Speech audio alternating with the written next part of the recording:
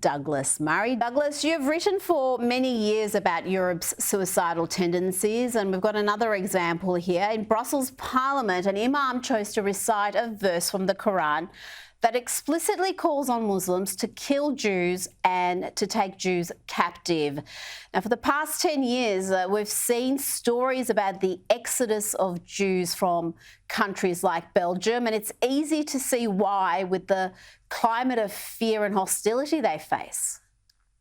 It's a classic example of the era we're in, Rita. I mean, there are two possibilities with this imam.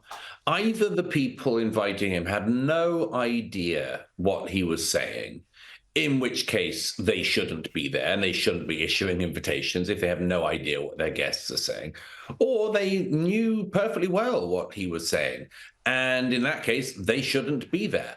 One of the hosts apparently said, this is a celebration of the wonderful way in which Pakistanis have integrated into our community in Belgium, which has to be some kind of a joke. If you go to Belgium, it's become, in my view, very little more than a sort of international airport. I mean, nobody is integrated. The country's a total mess. And you allow things like this to go on. They've had plenty of terrorist attacks in Belgium. None of them have seemed to have woken up the authorities to the threat within. They've had anti-Semitic attacks for years. None of that seems to have woken up the authorities to the state that they're in. And now this. Yes, I mean, it's not just Jewish people. It's people of any non-extremist kind who should think very hard about whether or not they want to live in this hellscape that's being created that used to be known as Belgium. Now, you've written about Joe Biden's catastrophic presidency and his shameful weakness in trying to reward Hamas with a two-state solution. You call the two-state solution a fairy tale and among the least successful ideas in the world. Tell my viewers why you don't think it's possible, why you consider it a fantasy.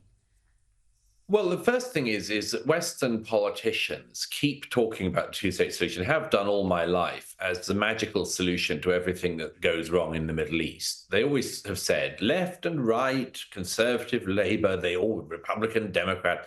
They all say the same thing. They've said for years, decades indeed, if you have a two-state solution, then everything else in the Middle East will be fine. It was always a fantasy. The economy of Yemen is not going to blossom if the Palestinians get given another state. But, they always said this. And so now what the very interesting thing that's happening, Rita, is that as Biden gets towards the end of this presidency, Blinken, his Secretary of State in particular, seems to have decided that the two-state solution, solving the two-state solution issue, which his predecessors tried so hard to do, should be his achievement. And he is sending out Lord Cameron, David Cameron, the British Foreign Secretary, as his sort of front man to float this idea. The problem is the idea stinks for two reasons very quickly. The first is, if the Palestinians were given another state today, it would be seen as a reward for October the 7th. The response of October 7th, the international community, it would be, let's give the Palestinians another state. That just incentivizes terror. The second thing, however, is, as I say in that piece, the Palestinians were given a state in 2005, a state where they had their own free and fair elections, and they voted in Hamas. And then they stayed in power for 18 years, and Hamas created a terrorist state, and they were not overthrown. And they started a war, which they're now losing. If they were given another state, yet another state, the Palestinians, this time presumably in the West Bank, all of Israel would be at risk from the same rocket fire, the same terror. I think it's totally it's just impossible, certainly now, for such a thing to happen. But I think that it's worth people realizing this and not taking part in this delusion. Now, I've noticed in recent days you've come under fire on X, formerly Twitter, attacked by the left and the right. The left are enraged by your support of Israel and the West, and they've got segments of the right who are also very angry, Douglas, with you, and they're questioning if you can really be for free speech if you're part of a movement to what they say, curb speech. Tell me about this emergency coalition against hate. Is there an inherent danger in trying to define hate and seeking to curb speech? And who gets to define hate? These are all very good questions, Rita. No, I'm speaking in a couple of days in Canada at the launch of this new group. Canada has its own unique problems in free speech these days. And I think that it's extraordinary what has happened in that country. I spoke there a couple of years ago and made this point. I'll be making very similar points in a few days. My own view is, of course, as you know, that free speech is one of the most important bedrocks of our society. I don't think that it includes freedom to harass and freedom to intimidate and threaten and much more, which is what we have seen in the last number of months in Australia, in Canada, in Britain, and much more. I think that the outburst of anti-Semitism in the West in recent months has been documented now, is something that our society should be ashamed of. And I don't think we would have allowed it against any other group of people. I mean, if by now there had been repeated violence against, I don't know, Muslims, Black Brits, or anyone else, LGBTQIA plus people, there would be an uproar, it'd be front page every day. We would be having inquiries into it. The police would be hauled in. But that, for some reason, is not the case when we've had now months in the West of people calling for incitement against a minority, Jews. And I think that in that situation, we do have to be clear and think openly and speak openly about where the lines are between actual free speech and what is clearly incitement to violence and much more. I haven't changed any of my views, but I do notice as we go along this path, the number of people who get deranged along the path. I remain exactly where I have been on this. So are you proposing new regulations or laws to tackle this issue? No, it's not for me to propose new regulations. I would just say that in most countries, I particularly think of Britain and America, there are existing laws on incitement, which are very clear, actually. Yes. My view is that we don't need any more laws. We have incitement laws. It's just that they're not used. It's startling to me. You know, the British police the other day didn't act again against a bunch of anti-Semitic protesters, but did act incredibly fast against a very brave young Iranian man who held up a poster in the middle of their demo saying that Hamas is possibly a terrorist group. And my goodness, the crowd attacked that guy. And the police arrested that guy in no seconds flat. Now, that is insane.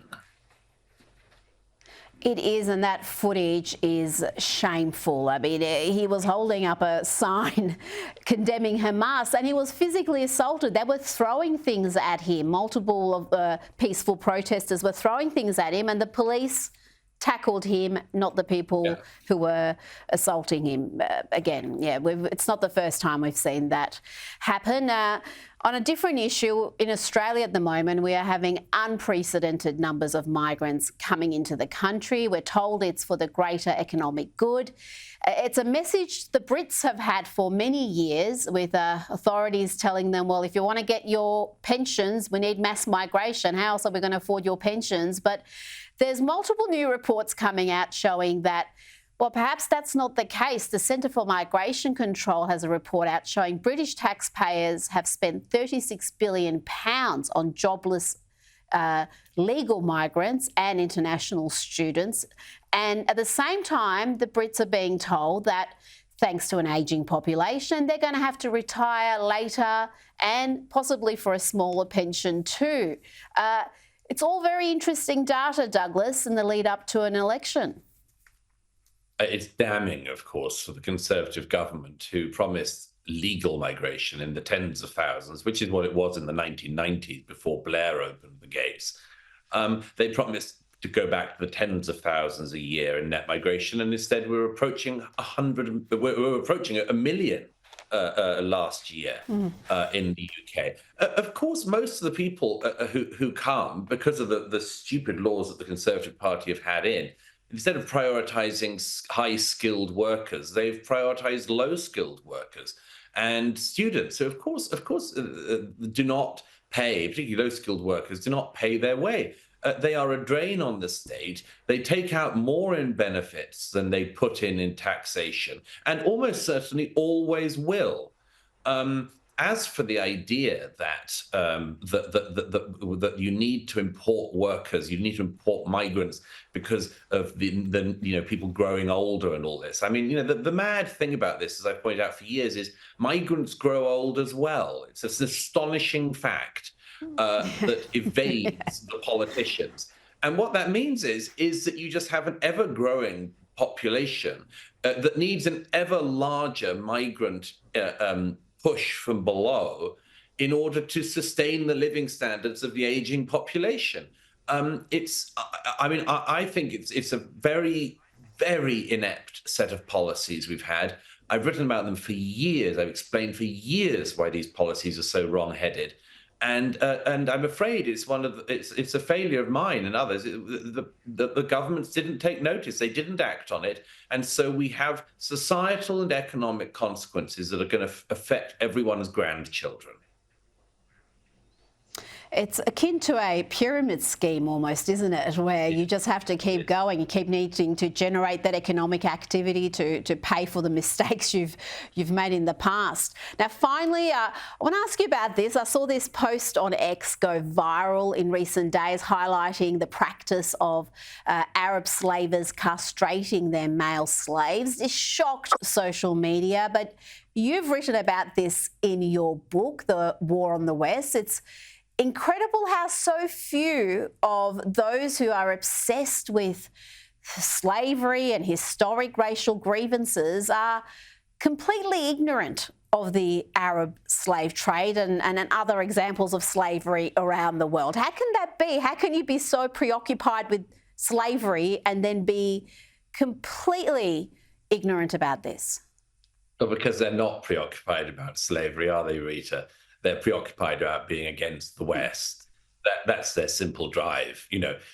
On issue after issue, whether it's colonialism or slavery or racism or anything else, these people just simply use these things as brickbats to hit the West with.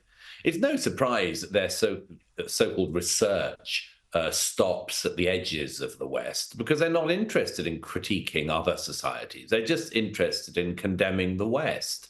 If people were genuinely interested in the history of slavery, they wouldn't be able to ignore the Arab slave trade, far larger trade than the European slave trade or the American slave trade. They wouldn't be able to ignore it, but they do, because they're not interested in slavery. They're simply interested in attacking Australia, Britain, America, Canada, and Europe.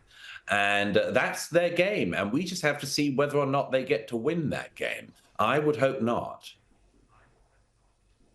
Douglas Murray, always a pleasure. Thank you so much for your time this evening. Thank you.